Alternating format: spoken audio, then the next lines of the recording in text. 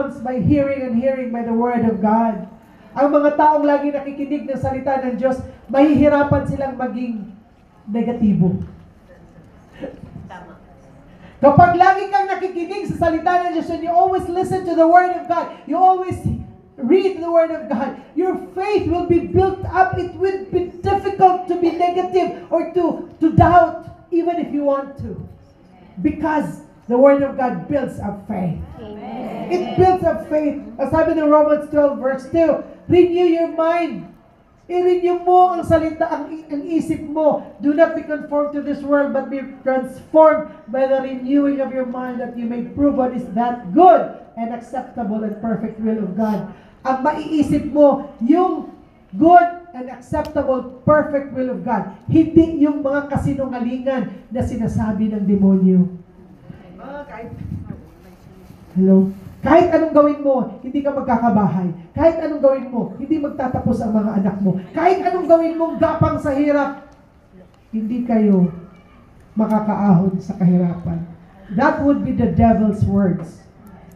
The devil will tell you, there's no solution to your problem. This is a big problem. No one, nothing can help you. You are already hopeless. But then the Word of God is there to tell you nothing is impossible with God. Walang imposible sa Panginoon. And you train your mind to believe that. Pag may sinabi sa'yo, you will never find any employer. It's too soon. You need to find an employer within the next few days, but you're already running out of time. That's what people say. But the Word of God says, with God, all things are possible. Amen. Amen. Amen. Praise God. Hallelujah. And Philippians 4 verse 8 says, yun lamang daw pong mga bagay na magaganda. Only the things, whatever things are true, whatever things are noble, whatever things are just, whatever things are pure, whatever things are lovely, whatever things are of good report, if there's any virtue and if there's anything praiseworthy, meditate on these things. Refuse to spend time thinking about negative things. It won't help you. Amen. Yesterday I was reading from the book of Matthew chapter 6. And the Word of God in that chapter talks about, you know, we should not worry. Kinumpara tayo kay Solomon, kinumpara tayo sa lilis, kinumpara tayo sa grass of the field, sa mga ibon, na sila daw ay walang ginagawa pero sinusustentuhan sila ng Diyos. Ikaw pa kaya, tao na mahalaga sa Diyos? Huwag kang mag-alala, huwag kang mag-isip. Huwag kayong mag-alala. Walang magagawa ang pag-aalala. Walang madadagdag na 1 inch or 1 centimeter sa height mo sa pag-aalala. Height man talaga. Amen. So renew your mind with the Word of God. And having said that, number 3, practice intimacy with the Father.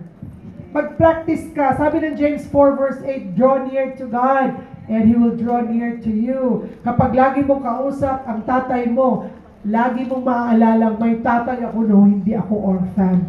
I'm not an orphan. I'm not a nobody. I have God as my Father. If I draw near to Him, He will draw near to me. Amen. Psalm 63 verse 1 says, I earnestly seek you, Lord.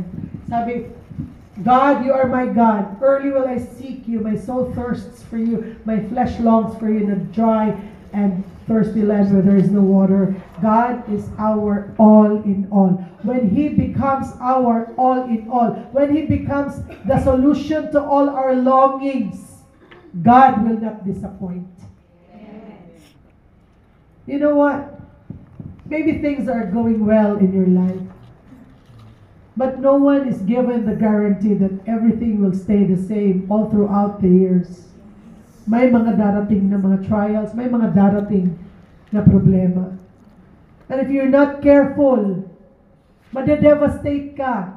But kung ang Diyos lang talaga ang puno at dulo ng iyong pag-asa, if God is your only hope, and nobody else, you will not be disappointed.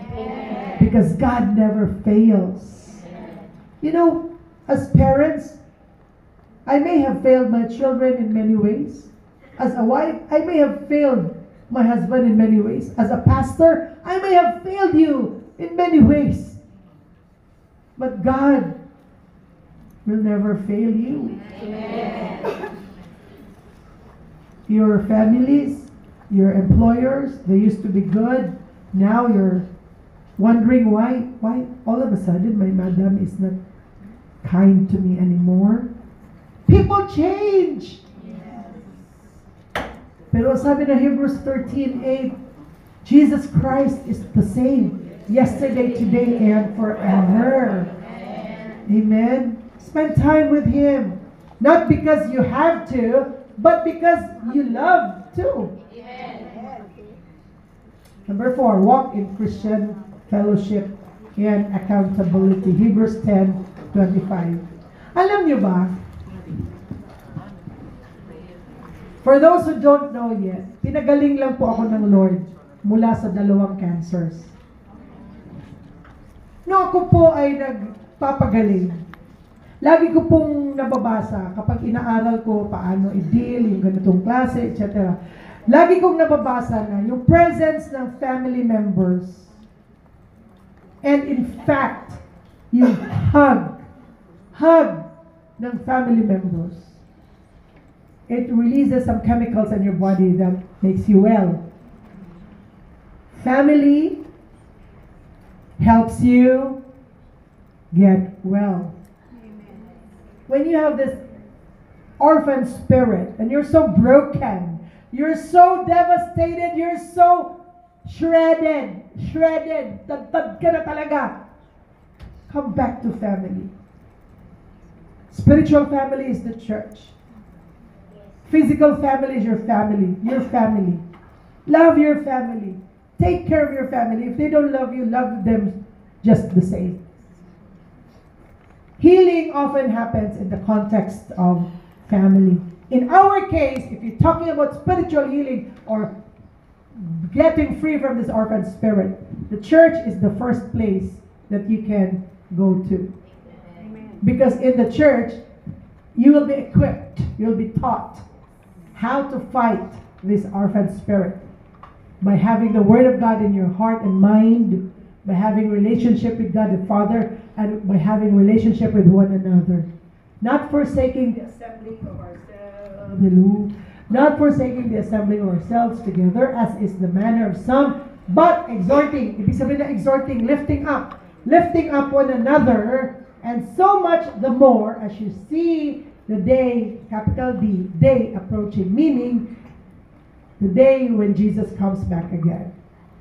So we need to assemble always. We need to come to church. You know, coming to church should not be a burden.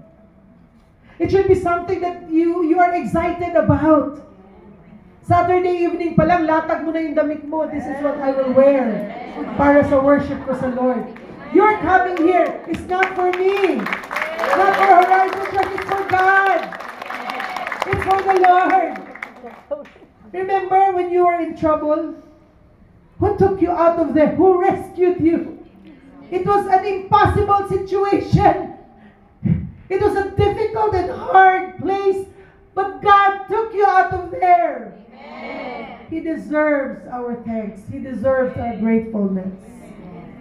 Some people don't understand my intensity. Yung passion. Yung intensity. But you know what? Kapag nagkaranas ka ng problema na napakalaki at napakalalim, pero tinubos ka ng Lord. When you experience a huge, big problem, and you experience the help of God, you would not care anymore what people say. Hey, why are you going to the church? You're not supposed to go there. It's not, no. With due respect to other faiths and religions. But some of our friends, they tell us, why are you going there? Lalagpas ka ng langit. Yung mga burn against, born again. Sasama pa rin naman ang ugali. Totoo naman, meron talagang iba sa atin, masama pa rin ugali. But it does not mean that you should stop coming to church. Just because. Have time with God and walk in Christian fellowship and accountability. Ano ba ibig sabihin ng fellowship? Matagal ko na talagang naririnig yan, Pastora. Ang meaning po ng fellowship ay connection, participation, community, partnership, intimacy, etc., etc. Now, in conclusion, let's take a look at Philippians chapter 2, verses 1 to 2. If there be therefore any consolation in Christ, if any comfort of love, if any fellowship